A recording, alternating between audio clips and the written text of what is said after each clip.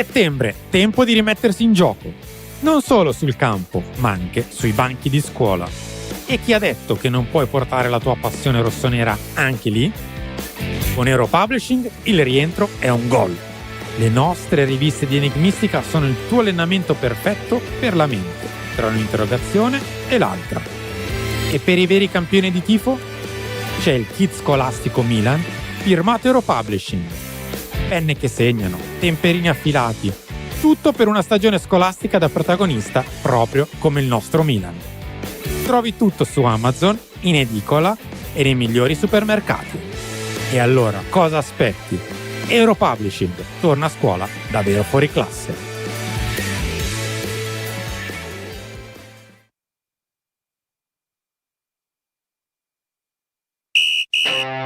Fai pubblicità su Radio Rossonera e raggiungi un pubblico di oltre 30 milioni di tifosi al mese tra dirette, social, podcast e news H24.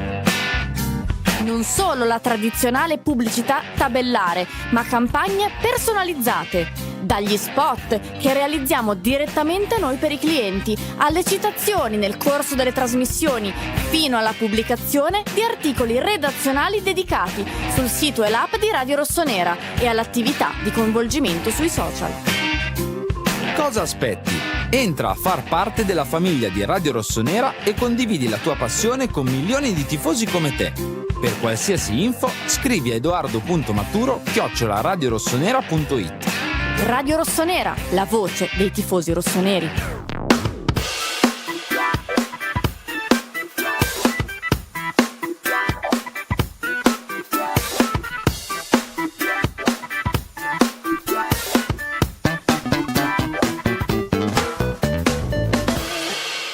Buongiorno a tutti, buon lunedì, così si fa, diciamo che si fa per dire, buona nuova settimana e benvenuti al consueto appuntamento live che apre la settimana di Radio Rossonera. Chiama Milan, un Chiama Milan ibrido oggi, a metà tra il Chiama Milan post partita di Udinese Milan 0-3, Pulisic, Fofana Pulisic, che ha portato il Milan, attendendo il Napoli stasera, in seconda posizione in classifica, terza vittoria di fila, terza partita consecutiva senza subire gol, ma anche un pochino pre-partita perché domani si torna in campo, finalmente il Milan torna a giocare a metà settimana, però è un secondo turno di Coppa Italia, ma ce lo prendiamo contro il Lecce qui a San Siro ore 21. In mia compagnia il direttore Simone Cristau. Ciao, buongiorno. Buongiorno a te, la regina del mercato Beatrice Sarti. Ciao a tutti, buongiorno. Questo nickname prima o poi sparirà, Sì, quando arriviamo un po' più distanti dal mercato, però poi c'è quello di gennaio, torna. quindi in realtà siamo sempre lì. Dietro il vetro in cabina di regia c'è il buon Enrico Boiani, ma tutti i presentati fino a questo momento sono dei dei coprotagonisti, perché i veri protagonisti di Chiama Milan, come al solito, siete voi. Per intervenire in diretta il numero lo vedete in sovraimpressione, 0249 428479, chiamateci, fateci sapere che cosa ne pensate della partita, della prestazione, del momento che sta vivendo il Milan, di queste 3 vittorie incredibilmente, mi viene da dire, senza Leao, che è una cosa che ero convinto che il Milan non sapesse fare. Poi vi chiedo la vostra, ma prima andiamo dall'ascoltatore. Ciao, come ti chiami? Ciao, buongiorno, mi chiamo Davide. Ciao Davide. Ciao, diciamo che dopo un po' di tempo sono soddisfatto nel vedere le partite del Milan, dai. Questo secondo me è importante. Ora, sono 4 partite, ovviamente fare le statistiche sulle 4 partite secondo me è molto difficile. Io sono, come mente, come formazione sono molto matematico, però andiamoci piano secondo me. Però sta cominciando, sta giocando da squadra e secondo me, io ho ascoltato l'editoriale del lunedì, sono d'accordo con quello che dice il direttore. Modric e Rabiot sicuramente hanno alzato il livello. Io ho visto Modric, si conosce, come hai detto, è over category come Col de Tour de France, ma Rabiot lo stesso, ho visto una calma, una consapevolezza che non vedevo da tempo nel Milan. Ora io non so se sono Pirlo e Seedorf, però ho visto questa cosa qua. E poi l'ultima cosa che ho visto anche, mi è rimasto impresso, mi sembra che la Lecce c'era ancora Musa, quando Allegri alla fine c'era Musa che era agitato, gli ha detto calma in toscano, no? Una rimessa laterale mi sembra che fosse. Cioè, ecco, la calma e la consapevolezza di avere 90 minuti e non che la partita termini dopo 3, secondo me è sinonimo di una squadra forte. Perché la partita non dura, non devi cioè sì, ok, devi partire bene, ma non è che devi partire a 3.000 come una provinciale per mettere scompiglio contro una squadra più forte. Devi sapere che nei 90 minuti le occasioni si possono presentare e devi anche saper aspettare per poi fare quello che fare tutto al meglio e cercare di portare a casa la partita. Questo è quello che penso io e volevo sapere il vostro parere. D'accordo, grazie mille. Ciao, Davide. Ciao Davide. Ciao, buona settimana. Bea, questo tema della calma. Ma guarda, credo non da che poco. allora innanzitutto serva a questa squadra la calma, serva a non prendere gol, l'abbiamo detto non so quante volte negli ultimi 2 anni. Io mi rendo conto che a volte risultava anche noiosa, però veramente spesso dicevo che a questa squadra serviva non prendere gol. Cioè io mi ricordo quelle partite in cui poi per carità alla fine vincevi, cioè le partite del gol di Jovic. Ecco, secondo me quelle partite lì erano, a parte le partite che proprio rappresentavano tutto ciò che non è il Milan, perché capitava la domenica che tu facevi il gol di Jovic, che rappresentava un po' lo scompiglio, si può dire il casino, cioè quelle partite che proprio vedevi, prendevi gol, poi rimontavi, poi riprendevi gol, poi rimontavi e poi arrivava il gol di Jovic che per carità ti dava i 3 punti, però cosa ti lasciava per il futuro? Niente. E infatti poi la partita dopo, la settimana dopo, c'era un'altra partita che magari perdevi, poi ritornava il gol di Jovic e quindi lì vedevi tutto tranne che la calma, vedevi una squadra proprio sempre sull'orlo del nervosismo. Poi per carità ti dava un'adrenalina pazzesca la rimonta, perché credo che la rimonta nel calcio sia una delle cose che ti dà più adrenalina, però ecco, ora non vedere ciò anche a me calma. Sì, di sicuro. Una delle prerogative è stata proprio la calma che ho avuto io personalmente dal divano a vedere sta partita. Cioè a un certo punto ho detto vabbè, ok, easy, non corriamo grossi rischi, No, anche esatto. perché se non ti calciano in porta è difficile che ti facciano gol. Prima di sentire la tua, direttore, dobbiamo ringraziare Massimiliano Capotosti che si abbona per il 42esimo Grazie. mese, vuol dire 3 anni e mezzo esatti. Ci scrive: la cura Max per la fase difensiva sta funzionando. Vero? Evidentemente sì. Massimiliano, rubo il posto di Enrico Boiani. Sei il migliorissimo perché 3 anni e mezzo, Sì, son numeri da tanti, migliorissimi. Isabella Son tanti. però il Anche corre dietro Isabella, e lo insegue abbonandosi per il 41esimo mese, quindi 3 anni e 5 mesi, un mesetto di ritardo. sì. Che bellissimo trio. Lunedì mattina probabilmente non vedi tanto bene, però nel corso della poi miglioriamo Grazie noi col Isabella, tempo. anche lei è con noi da tantissimo, anche lei soffre con noi da tantissimo. I quindi grazie. super migliori. Vi ricordo tra l'altro, prima di dare parola al direttore, che come ho detto all'inizio è il primo appuntamento live della settimana di Radio Rossonera, ma ovviamente questa mattina è uscito l'editoriale del Simone, quindi come lo definisce lui, i suoi Del minuti Simone, proprio lombardo al massimo, del Simone. Ho detto di Simone, in realtà però magari mi è uscito, mi è sì. uscito articolata, va bene, però comunque c'è insomma il suo, come lo definisce lui, sproloquio a braccio. Andate a sentirlo perché è sempre Ma guarda, piacevole. se sei d'accordo, visto che stai conducendo tu, io sarei quasi tentato di fare lo spettatore non pagante oggi. No. Cioè, mi godo la trasmissione. Ma no, scusi. Il Terracciano, dici? no. No, sì, faccio il Pietro Terracciano, metto i guanti e mi guardo gli altri 10 che giocano. E allora? Ma conduci? No, ho capito, Quindi- ma sei qui, partecipi, non ho il capito. fatto di condurre mi dà la possibilità di Cioè, prendere delle decisioni. Già non fa mai chiama Assolutamente. Milan, quando lo fa non vuol Ma partecipare. perché non, sono, cioè, non siamo noi i responsabili della trasmissione qua. dai, telefono. Sì, faccio io un Sono editoriale. Telefono, andiamo al gli telefono. ascoltatori. Facciamo che andiamo dall'ascoltatore, va. Ciao, come ti chiami? Sì, buongiorno, sono Davide dalle Marche. Chiamo. Ciao Davide.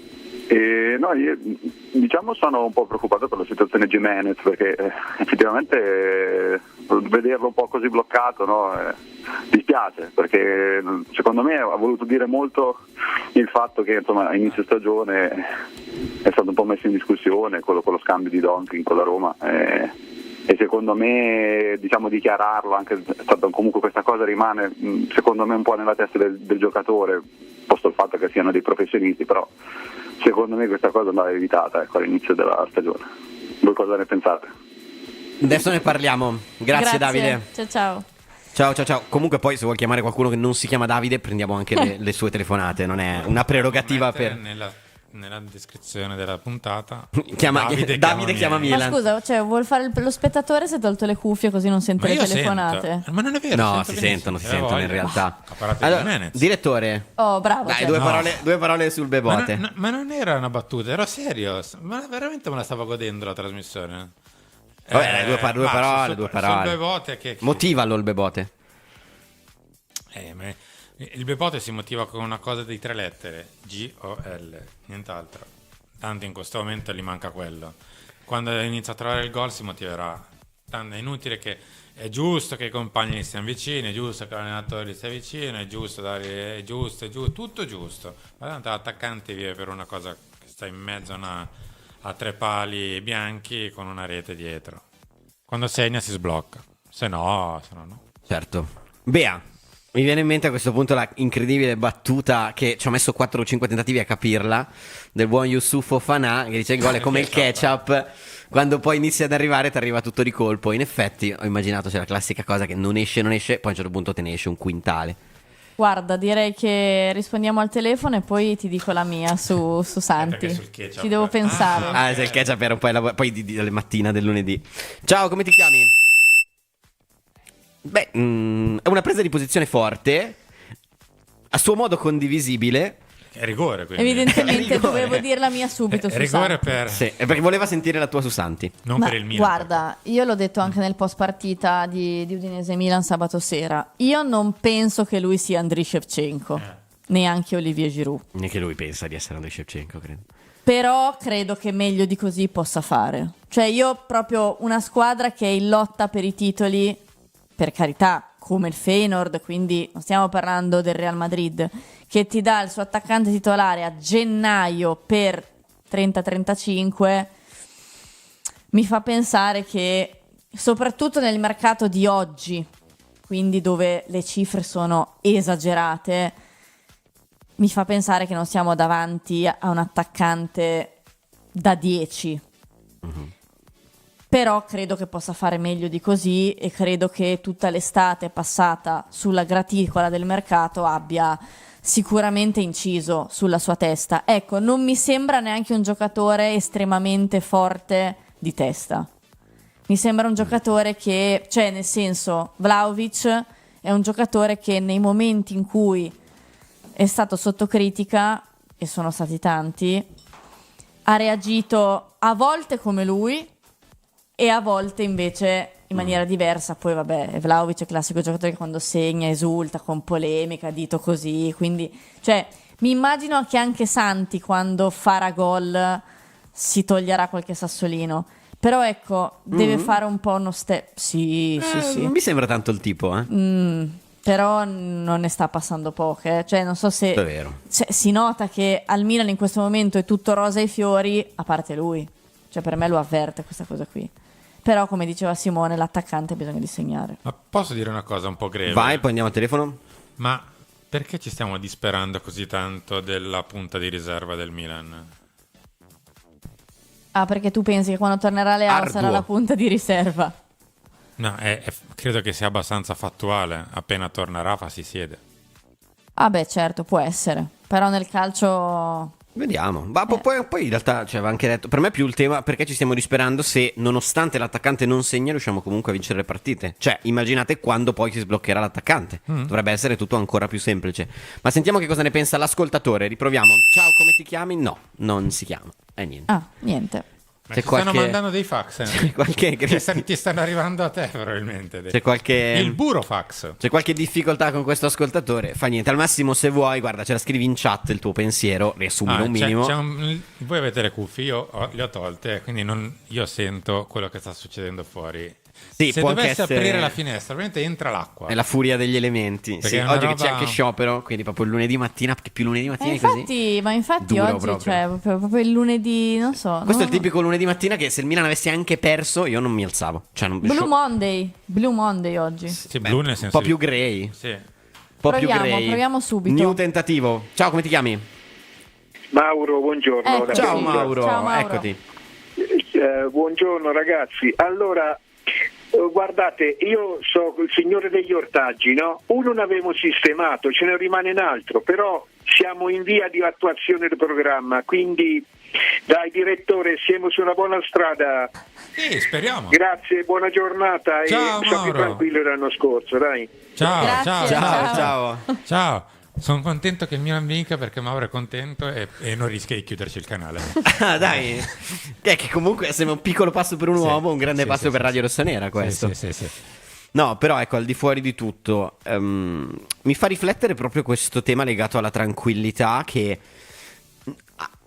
si è diffusa un pochino in tutto l'ambiente. Poi lo sappiamo, il calcio è quello sport facile ai pessimismi e parimenti facile agli entusiasmi, perché è vero, hai vinto 3 partite subendo qualcosa come 7 tiri in porta, tutti tra l'altro piuttosto da lontano e centrali, ma 7 tiri in porta sommati nelle 3 gare, XG li abbiamo visti anche nel post partita, sono sottoterra, però c'è sempre erano comunque il Lecce, il Bologna, è ok, e l'Udinese a Udine, non partite banali, ma adesso che ci aspettano Napoli, Juventus, Fiorentina, si cambia un po' il registro, ecco, cioè non vorrei che tralasciando l'opinione ovviamente di Enrico Boiani, che non vi riporto per un discorso di professionalità del personaggio, non lo so, cioè non vorrei che adesso con Napoli magari non va bene, considerando che per me tra i big match possibili è il peggiore, perché è la squadra per me nettamente più forte del nostro campionato quest'anno, poi ci si ributta di nuovo nel tunnel, cioè. Però Jack è impossibile non farlo, cioè nel senso,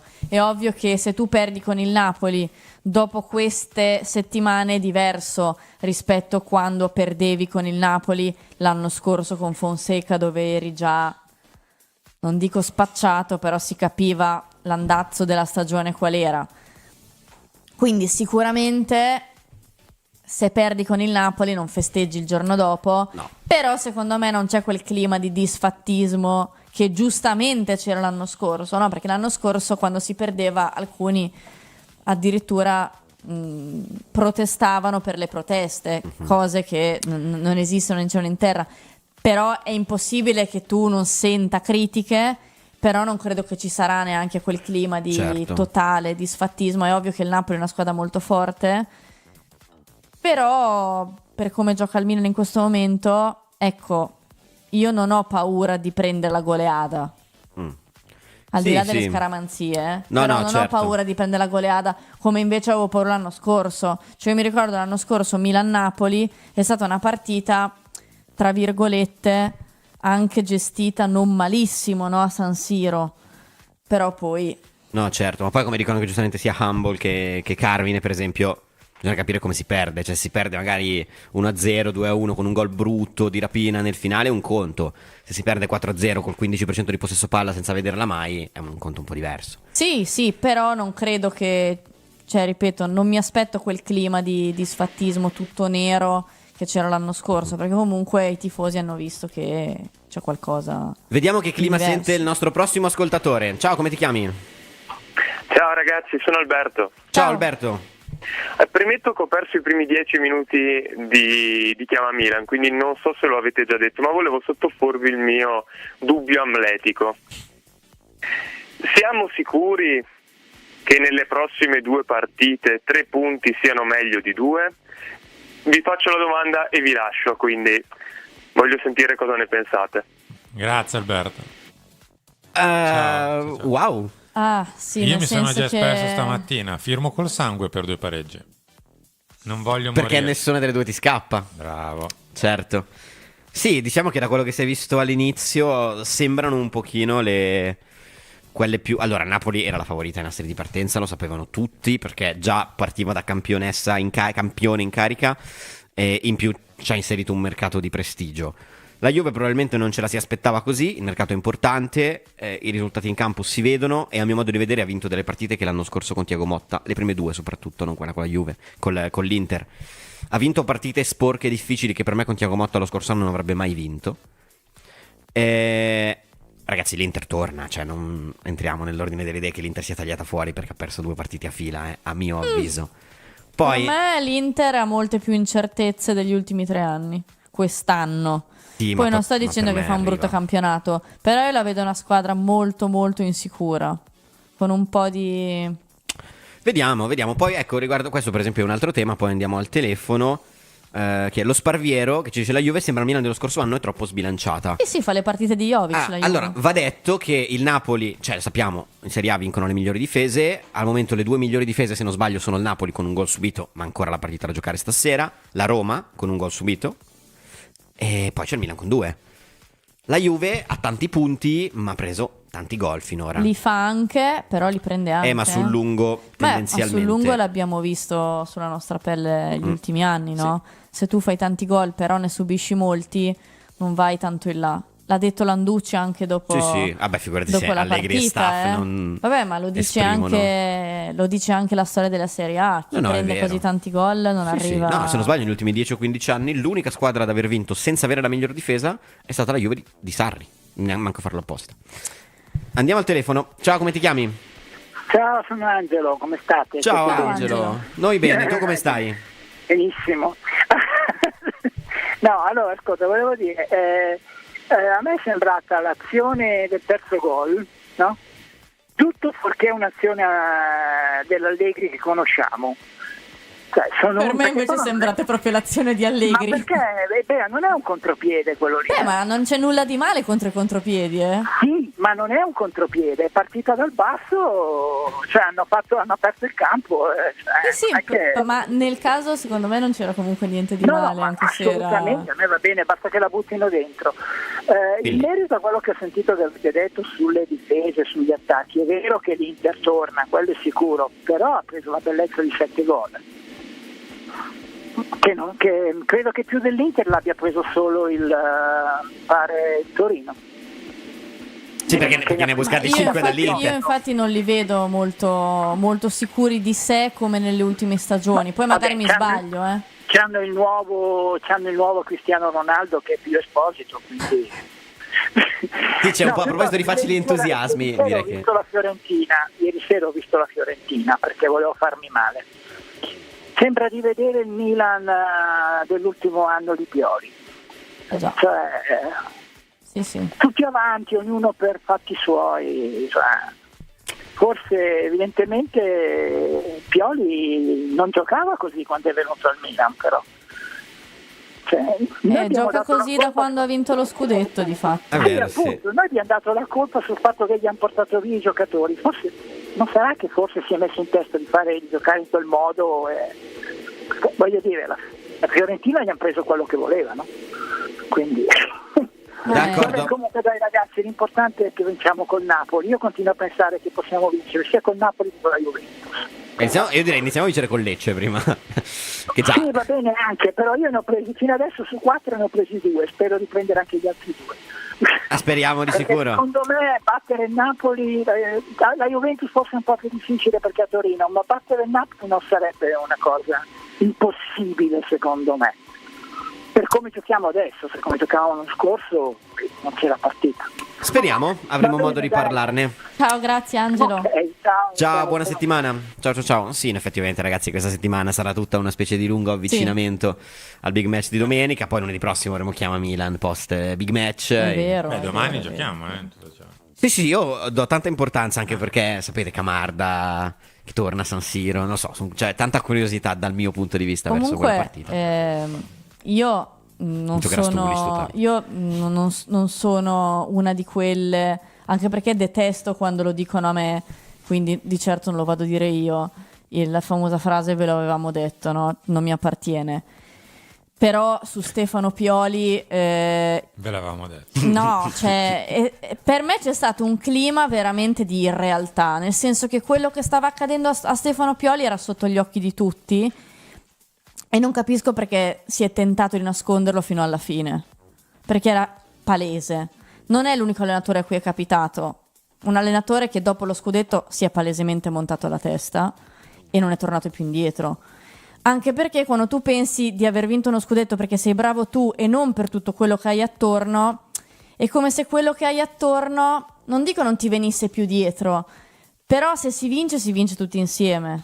E per me lui ha perso questo dopo lo scudetto, che era stato quello che lo aveva portato lì, perché per me il Milan che gioca benissimo l'anno prima dello scudetto, perché il Milan prima dello scudetto gioca molto bene, no? Sì. L'anno che poi arriva l'ultima partita a Bergamo, torniamo in Champions. Quel Milan lì per me è divertente, gioca bene, però è un tutt'uno. Quando poi ti disunisci perché pensi di essere tu l'unico artefice o comunque il principale artefice, succede questo. Però la narrazione è stata molto particolare. Allora, prima di andare al telefono, se il buon Enrico Boiani, visto che so che è un tema che lo scalda, vuole dirmi qualcosa No, che io Henry non può riporterò, parlare su questa ma cosa. di fattibile che non ci chiudono il canale, Enrico, io se vuoi riporto le tue parole.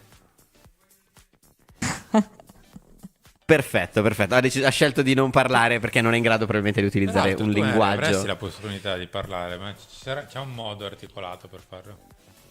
Perfetto. Giustamente. Allora andiamo al telefono, va. Ciao, come ti chiami? Ragazzi, ciao, sono Riccardo da Milano. Ciao Riccardo. Ciao ragazzi, allora Asciutto, io penso. mi aggrego al discorso di Bea che stava facendo sulla Fiorentina, perché ieri sera mi è capitato di vedere la partita e mi trovo d'accordo sul fatto che Pioli post scudetto, se è possibile dirlo, secondo me ha perso un po' di umiltà, quell'umiltà che l'aveva, diciamo, portato ai risultati che poi l'ha portati con noi. Detto ciò, su di noi invece io vi dico che anche se adesso abbiamo Napoli, prima il Lecce, poi Napoli e la Juve, però questo Milan mi dà una consapevolezza diversa rispetto agli anni passati, quindi chiunque abbiamo davanti, non dico che non ho paura di chi abbiamo ad affrontare, però ho la consapevolezza che abbiamo una squadra che può fare molto molto bene. E, detto questo vi lascio con una domanda. Il problema dell'attacco, perché sappiamo che potrebbe essere un problema a lungo andare, visto che gli interpreti che abbiamo non sono proprio quelli che aveva richiesto Allegri, non tutti almeno. Quanto può andare avanti l'attacco a far bene nonostante una mancanza oggettiva di un attaccante che Allegri aveva richiesto a fine mercato? Tutto qui. Grazie. Ti rispondiamo. Ciao, Riccardo. grazie. Ciao. Buona giornata e auguri con l'acquazzone. Allora, ditemi. Buona nuotata. Simone. Sì, oggi è una giornata un po' difficile. No, dimmi tu, perché io continuo a sostenere, ragazzi, sì, è vero, l'attacco sta facendo fatica, cioè l'attaccante sta facendo fatica. Leao non ha ancora esordito in Serie A quest'anno. Ma in realtà il Milan con Leao l'abbiamo già visto nelle amichevoli, abbiamo visto che funziona. E anche 15 minuti contro il Bari. Cioè, E ha segnato prima nel di senso esplodere. che è ovvio e evidente che Allegri vuole essere un altro tipo di giocatore davanti, ma se c'è Leao si adatta molto più Leao piuttosto che Jimenez, per come la vedo io, ma per il semplice fatto che devi cambiare un pizzico sì, lo stile di gioco, ma a quel punto c'è dentro Rafael Leao che quando ce l'hai lì davanti, siccome il Milan difficilmente lo vedremo che si schiaccerà negli ultimi 25-30 metri a schiacciare l'avversario nella sua area di rigore, lo tiene lì col possesso palla eccetera, dove invece uno come Leao si andrebbe completamente a perdere spalle alla porta, e invece sarà un Milan molto più simile al terzo gol che abbiamo visto a Udine, dove magari si fa anche attirare la pressione e poi riparte a campo aperto, e allora a quel punto è tanto meglio avere Rafael Leao piuttosto che Santiago Jimenez, o a dire, per paradosso addirittura anche Boniface o Vlahovic, o mettetecelo voi chi. È ovvio che forse l'idea originaria era un'altra, cioè quella di avere un attaccante bravo a muoversi che magari portava via anche nello spazio qualcuno e ti lasciava lo spazio da aggredire. Ma non avendolo, a questo punto lo spazio te lo ricavi tu, ti abbassi, crei quei 40 metri dietro le spalle della difesa e poi vai. Sì. Per me funzionerà molto bene Rafael Leao. Poi Sì, magari anche mi perché alla sbaglio. fine attacca molto la profondità, e quello che mi ha sempre sorpreso, adesso magari sbaglio e sono io che ho dato attenzione soltanto ad alcune cose, ma ho notato che un giocatore come lui, che non ha mai avuto un particolare killer instinct sotto porta, quando è 1 contro 1 col portiere non sbaglia così tanto in realtà, No. perché riesce sempre ma non calcia mai particolarmente forte, ma riesce sempre a trovare la soluzione, che è delle volte aprire sul secondo, delle volte era quei tiri che ha fatto tanto anche l'anno dello scudetto, in cui fintava di aprire sul secondo e poi chiudeva sul primo palo. Cioè in una serie di situazioni sembra uno che a tu per tu col portiere segna in questo momento più di quanto non riesca per esempio a Ho visto convertire fare Santiago. una cosa che in Serie A o in generale nel calcio moderno non so perché non si fa più. L'attaccante punta il portiere, lo salta e deposita. È quello che ha provato a fare Jimenez, il poverino col Bologna. Però è difficile ormai. Cioè Inzaghi quante gol ha fatto così? 150. Ma non è che era un fulmine. Sì, era bravo. Non era neanche un grande asso Però del dribbling. sapeva prendere sul tempo in quella circostanza. E Rafa per me ha molto più senso in quelle situazioni, perché arriva talmente veloce che è difficile per il portiere impostare l'uscita. E lo vedete che molte volte è proprio preso in mezzo nella terra di nessuno il portiere quando c'era Felleao in 1-1, perché è molto più veloce. Grazie a Cappe che si abbona per il 30° mese. Oggi Grazie. soltanto abbonamenti storiografici. Senior. Sì, bello, senior più bello i storiografici. Che entra a far parte del gruppo. Si conferma parte del gruppo dei migliori. Abbiamo invece anche un abbonamento un po' più recente. Grazie anche a Igor Peruzzetto. Buongiorno e buona settimana a tutti. Buona settimana a te. Grazie Igor. Grazie. Sì. Infatti, ma lui è entusiasta. Perché la vittoria del Milan è più forte della pioggia, più forte degli Di Milano scioperi, allagata? più forte di tutto. Si può fare, si farà tutto. Bea, Leao, adesso faccio una roba che so che odi. Apposta proprio per darti fastidio di lunedì No, mattina. perché l'ho già sentita e non si può vivere senza polemiche in sto mondo. No, Dai, non è dimmi. una polemica per sono me. già pronta. No, allora, Max ha dato i numeri. Ha detto 15 dalla coppia Fofana più Loftus. Ok, pensavo che dammi mi dicessi... dammi i numeri di Rafa. No, io non gioco a queste cose. Vedi, lo sapevo. No, pensavo che mi dicessi, ma quindi, siamo indipendenti da Leao? Ma quindi si può fare a meno di Leao? No? Beh, Perché grazie a Dio. Ho già letto, ma infatti dovrebbe essere vista come una cosa positiva. Cioè, invece Deo già grazie subito. che si può fare a meno di Tan. Leao. No, non saprei, perché onestamente bisogna capire innanzitutto come torna, perché l'infortunio che ha avuto non è stata una cosa simpatica, per niente. No. Soprattutto quando si tratta di polpaccio. Non è una cosa simpatica, e poi vediamo come sarà il suo schieramento in campo, perché io il dubbio che non vada a fare la prima punta me lo tengo. Perché faccia un po' il posto, diciamo, Pulisic. Cioè si alterni Io la con Pulisic. certezza granitica che lui vada a fare la prima punta non ce l'ho, poi magari lo vediamo. Io già ce lo vedo tipo Loftus-Cheek prima punta e lui a fare la seconda che gli orbita intorno. Questo spero proprio di non vederlo. Vabbè, io ho fatto un tentativo. Andiamo al telefono. Ciao, come ti chiami? Ciao ragazzi, sono Massimiliano da Casale Monferrato. Ciao Massimiliano. Io volevo chiedervi, ma ci voleva tanto a capire che non si poteva giocare con tre punte, più un trequartista, più una mezzala che si inserisce, più un terzino che spinge? Cioè, ci voleva Allegri, non so, sì. Il mister Bottoni lo dice da 5 anni, porca miseria. Non capisco tutto questo tempo che abbiamo sprecato, quanto sangue amaro che ci siamo fatti. Sembrava che gli allenatori precedenti lo facessero apposta a farci innervosire, a farci arrabbiare. Riguardo Leao, penso che finalmente avrà un senso da attaccante, senza obblighi di tornare a difendere, senza vederlo attaccato a quella riga, incapace poi andare sul fondo a crossare, solo a centrarsi. Ho molta fiducia a vedere Leao con Allegri in un ruolo nuovo, diciamo, perché giocare largo sulla fascia no, basta, grazie, abbiamo dato. Non so cosa pensate voi. Adesso ne parliamo. Grazie Massimiliano. Ciao, buona settimana. Grazie intanto a Gianluca Stizza che rientra, perché se non sbaglio, allora io non vedo bene fino a lì, ma mi pare che nel loghettino ci sia un 2 tendenzialmente, però non ci dai mesi consecutivi, quindi evidentemente torna magari dopo un periodo di pausa nel gruppo dei migliori. Grazie mille. Grazie Gianluca. Seguite l'esempio di Gianluca peraltro e abbonatevi, perché ci supportate in questo modo qui. È il modo più importante per noi, più prezioso di supporto e di vicinanza che sentiamo da voi. Tra l'altro a me fa ridere perché, cioè, in tutto ciò si parla sempre solo di Leao, che in questo momento non c'è, ma in questo momento non c'è nemmeno Yashari.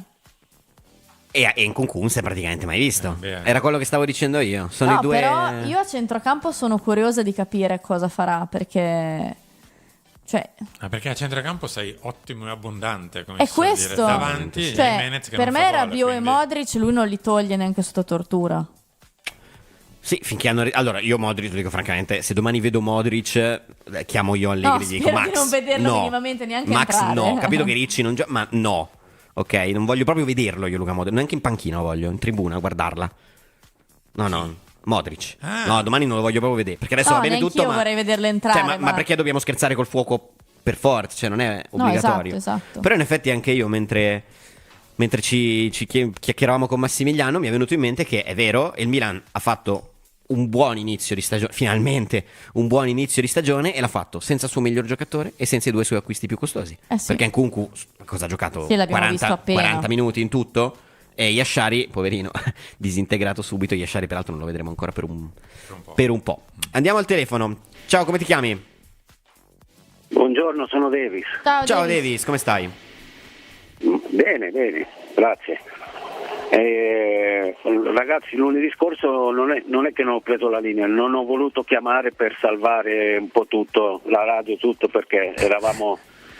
Ti ho immaginato, Davis. Lo so, come se avessi chiamato. Ma non ho voluto chiamare. Comunque la mano nera è sempre lì, non è che è sparita, la mano nera c'è e verrà fuori ancora. Perché anche l'altra sera hanno fatto la caccia uomo a Pulisic, ma lì per tirare fuori un cartellino, ragazzi, cioè, io non so perché Milan-Bologna ogni fallettino era un giallo per noi.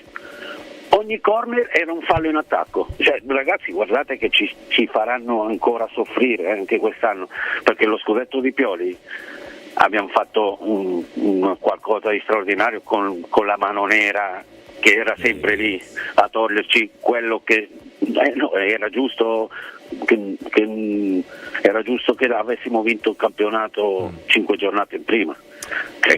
Comunque io, ragazzi, ho delle buonissime sensazioni, arbitraggi a parte, perché lo stiamo vedendo, però la squadra è forte e io sono positivo.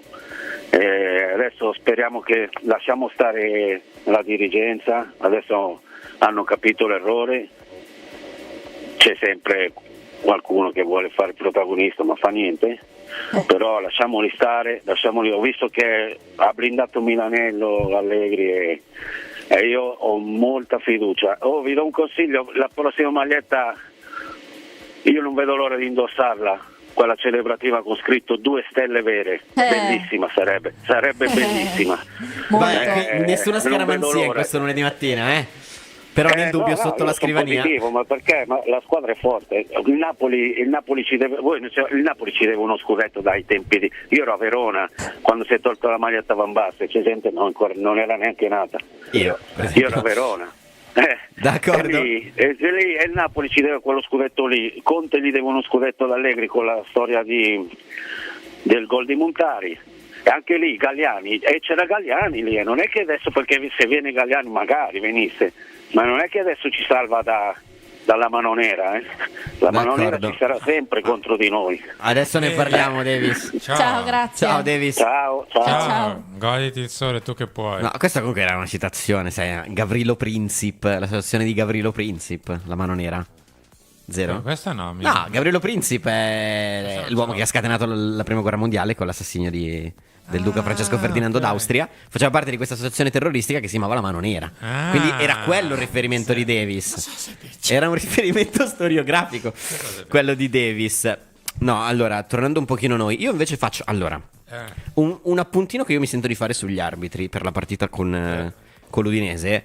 È vero, per me all'inizio serviva, cioè a un certo punto bisognava tirar fuori i gialli, perché Pulisic gli stavano sparando proprio a vista. Ma nei primi minuti cioè, l'hanno aperta massacrato. la caccia al Christian. Sì. Quindi speriamo di no. Però io dico molto bravo, e non era facile secondo me il direttore di gara, nel non assegnazione del rigore, cioè nel non fischio in generale, né per un fallo fatto da Pulisic, che sarebbe stato follia, né per un fallo subito da Pulisic in occasione poi del gol di Fofana, perché lì era molto vicino, l'azione è stata concitata, era facile farsi prendere e fischiare o il fallo a Pulisic o più correttamente il calcio di rigore. Invece secondo me lì bravo Freddo a lasciare che il pallone andasse, e poi dando di fatto il vantaggio Fofana segna così. Non è secondo me un non fischio così banale. No, beh, sicuramente quella cosa lì è da apprezzare. Non capisco la parte iniziale di gara, quando su Pulisic i falli erano evidenti e cattivelli. Cioè, ho visto fischi per molto meno, quindi, ma anche perché in un 15 minuti era proprio evidente, non dico che l'avessero preso di mira, però lo avevano, lo puntavano un po'. Sì, quindi lì se tu non dai un attimo una regola, la cosa continua, anche perché Pulisic è un giocatore fisicamente non super prestante, molto tecnico e anche facile, no? I giocatori dell'Udinese l'hanno veramente preso in mezzo diverse volte. Infatti lui poi nell'intervista alla fine della gara ha detto che era uscito distrutto perché Sì, anche perché ricordiamo che io dopo 8 minuti lui resta a terra un po' di più e dico no, non dirmelo. Esatto. E ci tocca mettere, che un Q ha detto che non li ha, avrebbe messo Loftus Cheek probabilmente, però lì un pochino ho tremato. Volevo chiederti, Jack, se mamma. anche tu non hai questa sensazione di essere nella Guyana francese, tipo non hai... C'è un caldo tropicale. Caldo boia. Ma non si può aprire la finestra perché entra l'acqua. È vero, c'è un Quindi caldo... magari invitiamo Enrico Boiani, che è il esasperante regista, proprio. nonché nostro assistente Io sono un di po'- studio oggi, Sì. di accenderci un po' l'aria Ma condizionata. infatti di solito Se l'ora vedete crescere delle piante... infatti di solito l'ora vola, ma adesso manca ancora un quarto d'ora, io comincio Allora a andiamo essere al telefono così veramente Harry ci fa accendere l'aria difficoltà. condizionata. Pronto? Ciao, come ti chiami? Ciao ragazzi, Fabio, buongiorno. Ciao Fabio, dici tutto. Ciao. Allora, io sono un tifoso vecchia stampa, mi conoscete perché ci siamo sentiti diverse volte, nel senso ho gioito della partita, però l'indomani ritorno sulla terra, perché per me il Milan, queste cose sono normali, dovrebbero essere normali. Io non accetto l'idea di meneghitare il Milan. Per me il Milan deve partire la stagione non per vincere lo scudetto, ma per avere l'ambizione, giocandola, di vincere la Champions, non di giocare e partecipare. Quindi, fatta questa premessa, mi sono goduto la partita, ma ho chiamato solo per dire una cosa. Proprio io ormai sono entrato nell'ottica che siccome con queste società non ci può essere un progetto, ma è fisiologico, perché non si sa questi quando, perché vogliono vendere, quando, a chi e come. O meglio, io l'idea me la sono fatta, ma me la tengo momentaneamente per me. Quindi mi godo la partita, mi godo questo nuovo Milan e ringrazio Massimiliano Allegri, del quale io sono un vecchio sostenitore, perché ritengo che sia un allenatore pragmatico, che è fondamentale nel campionato italiano avere un allenatore del genere. Detto questo, adesso non ricordo il motivo preciso, ma quel passaggio di esterno di Modric verso Skriniar, che cosa è? Vale il costo del biglietto di quella partita o delle prossime 3? Io per me poteva finire la partita lì. Ecco, per noi tifosi viviamo per questo. Questi sono i giocatori che dovrebbero stare nel Milan, non a 40 anni purtroppo, nonostante l'età purtroppo sia in questo momento non sembra invalidante per lui, ma purtroppo ce lo possiamo vedere 1 o 2 anni, l'avremmo voluto avere 10 anni fa. Ma questi sono i giocatori che devono stare nel Milan. Già, sono d'accordo. Ne parliamo. Ciao, grazie mille, buona settimana. Ciao, grazie. Ciao. Posso dire infatti una cosa su questo? Vai, io dopo però dico la mia cosina. Metto un attimo a parte Teo e Leao, che sono stati fondamentali in questi anni, ci hanno fatto esultare, gioire. Ma pensate agli ultimi 3 giocatori che ci hanno svoltato qualcosa. Ibra, Modric, Giroud. Tutti e 3 supercampioni e all'inizio con tante remore per l'età. È vero, ma io poi pensavo, ho fatto 2 che dicevo quando era arrivato Modric, cavolo, ma l'ultimo pallone d'oro che c'è stato, vabbè, in Serie A era credo Cristiano Ronaldo, non penso ne siano arrivati altri successivamente, ma l'ultimo che è stato al Milan, cavolo, Ronaldinho, vuol dire 2000 10, 9, 8, 7, 11. Vinto da un'altra parte, vinto qui. No, ha vinto qui, siamo a Kakà. Sì, prima del duopolio. No, però su Modric adesso così mi prendo la mia giusta dose di insulti in chat. Sì, la giocata tecnicamente è splendida, per me fa molte altre cose molto migliori nel corso della partita, perché quel pallone lì, poi fantastici video sui social del Milan non lo dicono, quel pallone lì lo serve a Estupignan che era in fuorigioco di 5 metri. Ok, io da un giocatore della sua caratura mi aspetto quel colpo lì, ma mi aspetto che veda che un giocatore è in fuorigioco di 5 metri e non gliela dia la palla. Poi bellissima, però infatti non so se hai visto il video sui social, è tagliato.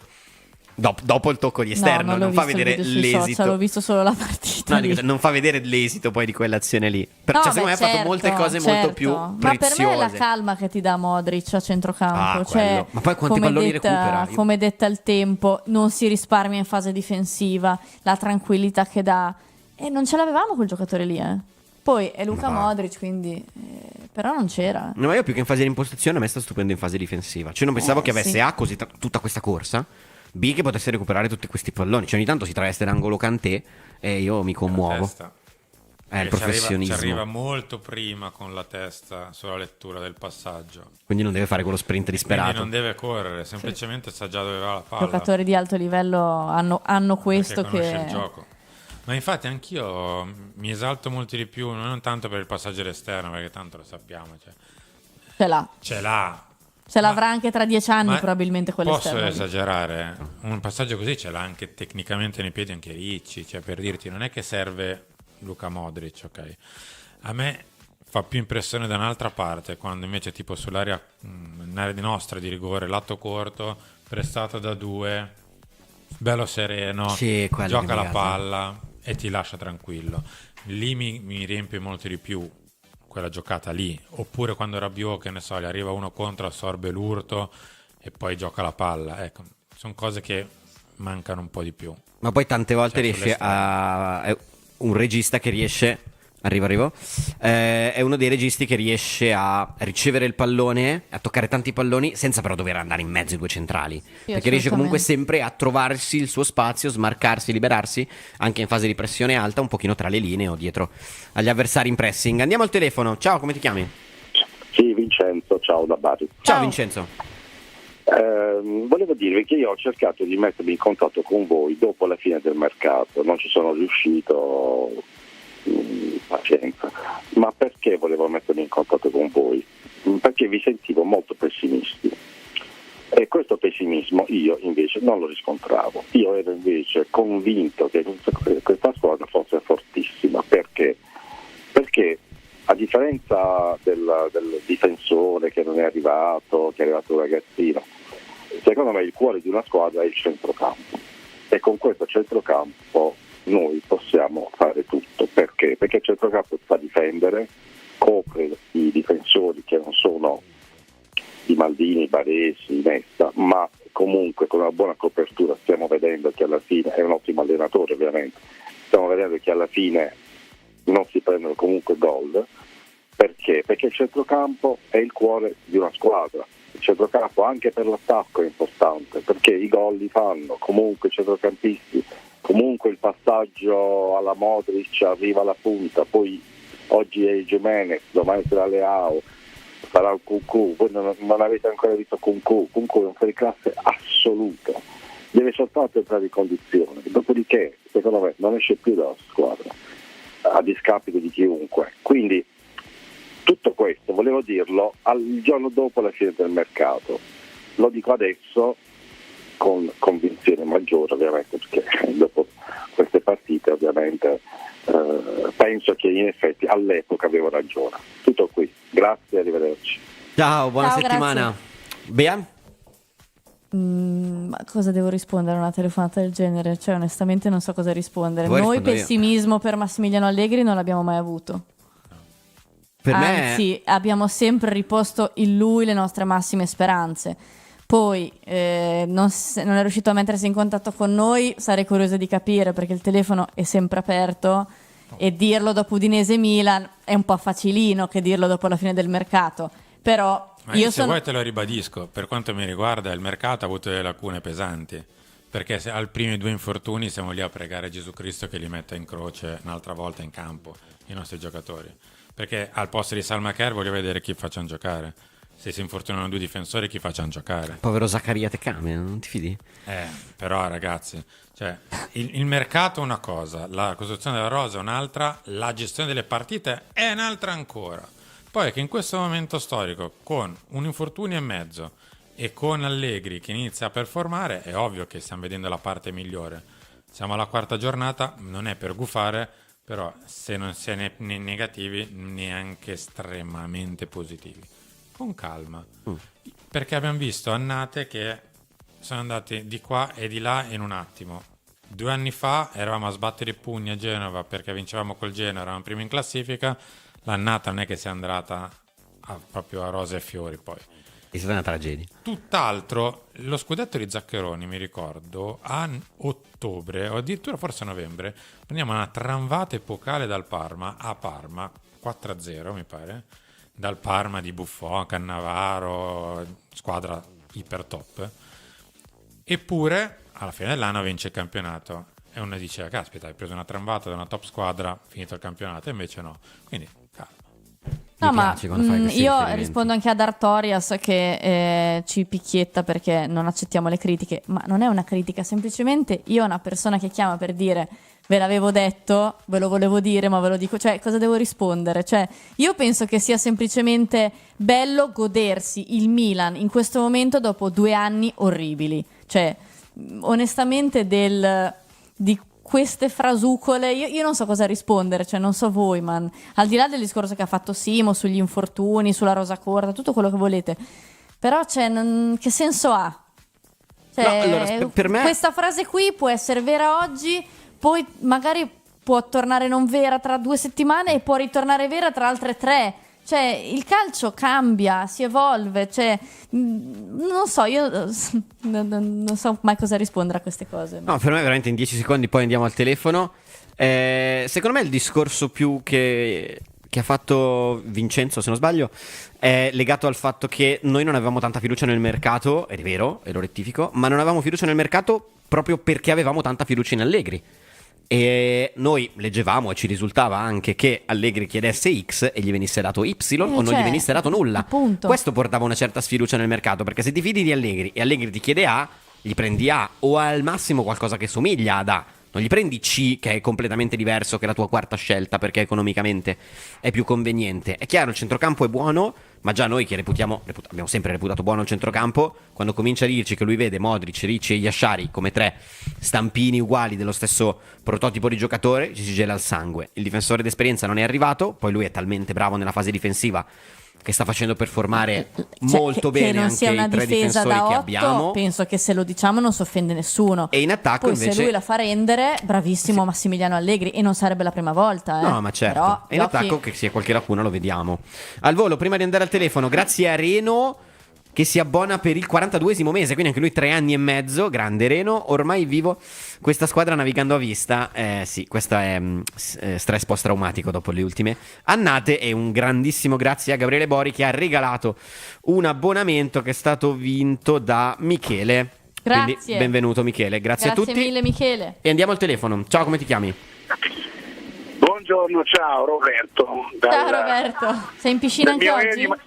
Eremo Salentino, siamo a 30 gradi in questo momento, ve lo dico perché non dovrei dirvelo perché ho visto che a Milano sono 19. Possiamo mettere giù la telefonata per favore? Ma scusami, all'anno sono qui. ma c'è un momento in cui tu non sei al caldo?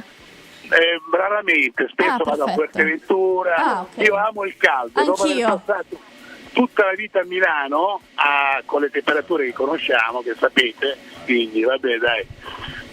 Volevo ricordare, spero che voi vi ricordiate, la famosa epigrafe indicata alla sala 1 ex Odeon al Multispace. Non so, ve la ricordate quello che c'era scritto in alto a destra? Dicelo. Al cinema c'era scritto ex tenebris vita. Poi vabbè, l'Odeon l'hanno chiuso, il Multispace l'ha chiuso 2 o 3 anni fa, va bene? Quindi c'era la famosa frase ex tenebris vita, cioè vuol dire dalle tenebre finalmente siamo alla vita, ed era ora, sì. E penso che questa volta forse riusciamo a essere stabili, perché qui è dal 2014 che noi stiamo soffrendo le pene dell'inferno, dal punto di vista calcistico naturalmente. Quindi a parte i 2 anni di Pioli, va bene?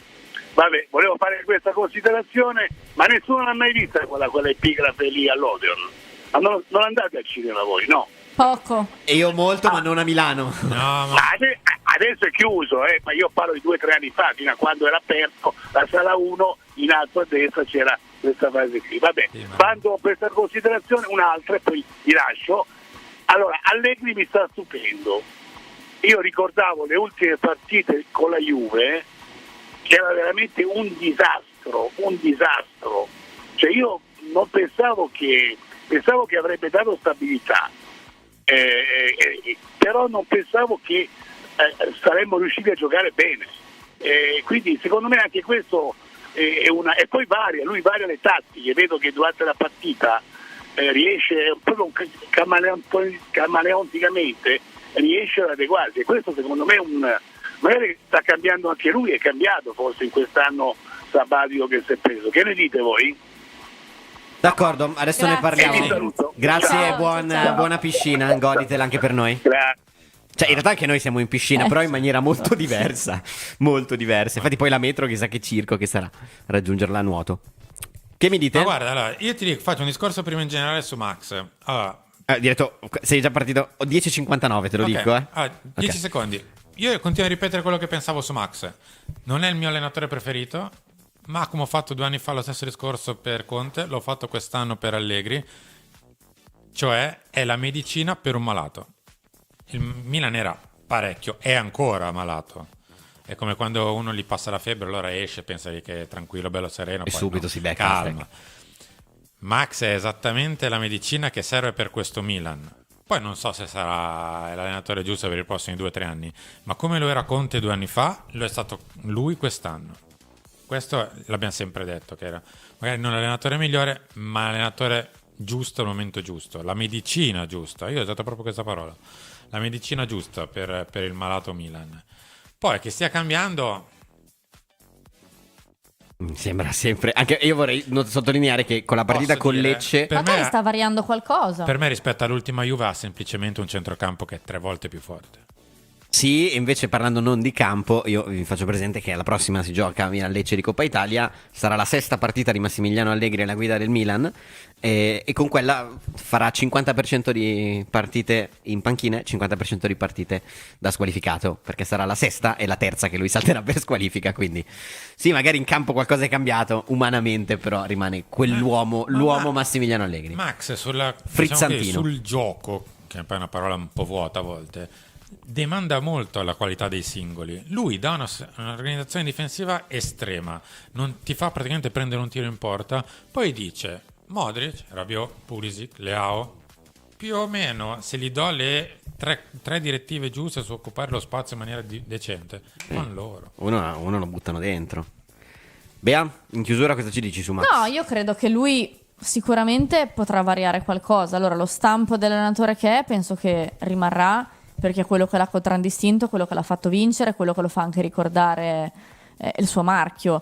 Però credo che l'allenatore possa anche variare in base al materiale che ha a disposizione. Io credo che, come diceva Simone, il centrocampo che ha ora è molto più forte di quello dell'ultima Juventus, quindi sì, questo potrà incidere. Non aveva neanche Rafael Leao, che è un giocatore che, anche in base alle parole di Landucci, molto belle di sabato, secondo me ha proprio centrato il punto, e lo faranno magari fare qualcosa di diverso, ma ripeto, cioè l'azione, prima Angelo diceva il terzo gol non è un'azione di Allegri, per me sì, ma Allegri 2.0, a parte che per me questa squadra, se gioca in contropiede, non è un problema, anzi per i giocatori che abbiamo, per me è una squadra che è brava a giocare in contropiede. 2 o 3 anni che dovrebbe fare. Dovrebbe giocare in contropiedi, quindi io non ho nulla contro i contropiedi.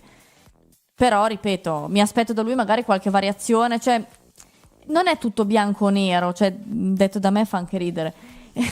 Ci può anche essere il grigio, cioè nel senso, può essere che non diventi un allenatore completamente diverso da quello che è stato, però magari varia qualcosa e rimane in parte lui. Sicuramente in difesa è rimasto lui, perché se no non avremmo visto quello che abbiamo visto al 22 di settembre. Certo, e quindi dopo il Max 2.0 abbiamo anche Beatrice Sarti 2.0 che non vede tutto bianco o nero, ma che ha tutte delle sfumature di grigio in mezzo. Preparatevi, sarà una stagione completamente nuova qui a Radio Rossonera. Appuntamenti di oggi, li sapete, sono sempre i con soliti. la verità.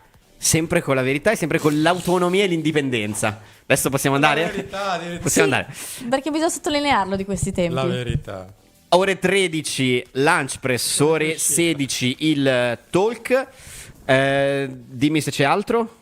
C'è Bottoni. La stanza, era questo che ti volevo chiedere. Ok, la stanza di Bottoni alle stasera. Sì, credo che sia una specie di Woodstock perché ha 35.000 slide. Iniziamo, poi non sappiamo quando Sì, ha finiamo. parlato di slide già nel post partita, quindi sono passati 2 giorni. Albeggerà in stanza. Facciamo la maratona come gli streamer professionisti, quindi tutto imperdibile. Poi i classici appuntamenti a cui si aggiunge domani, oltre al solito lancio e al solito talk, il chiaramente post partita al termine del secondo turno di Coppa Italia tra Milan e Lecce. Grazie a Beatrice Sarti. Grazie a voi, rispondo a Gesù di Nazareth che scrive: mi aspetto una Beatrice che dica aura e parli con piacere di arbitri. Non ci allarghiamo. Non esageriamo adesso, accontentiamoci che ci siano dei grigi. Lui sa fare i miracoli, ti ricordo. Sì. Potrebbe anche fare. Grazie al direttore, vi ricordo l'editoriale di stamattina, ovviamente poi sia il direttore che Bea li ritroverete alle 16. Ciao Dire. Ciao. Grazie a Enrico Boiani in regia, che oggi invece ve lo ritroverete in regia per tutto il giorno. Grazie a voi che vi siete abbonati, che avete telefonato. Appuntamento alle 13 con Lunchpress, alle 16 con il Talk. Ciao, buona giornata.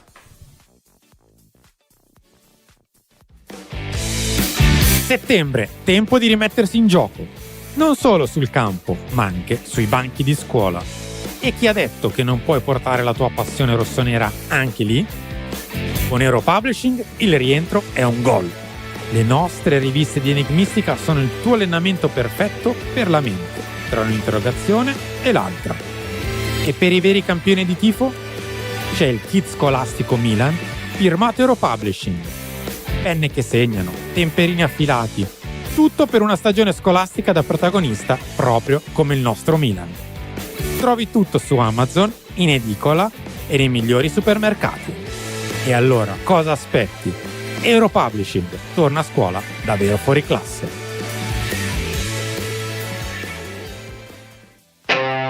Fai pubblicità su Radio Rossonera e raggiungi un pubblico di oltre 30 milioni di tifosi al mese tra dirette, social, podcast e news H24.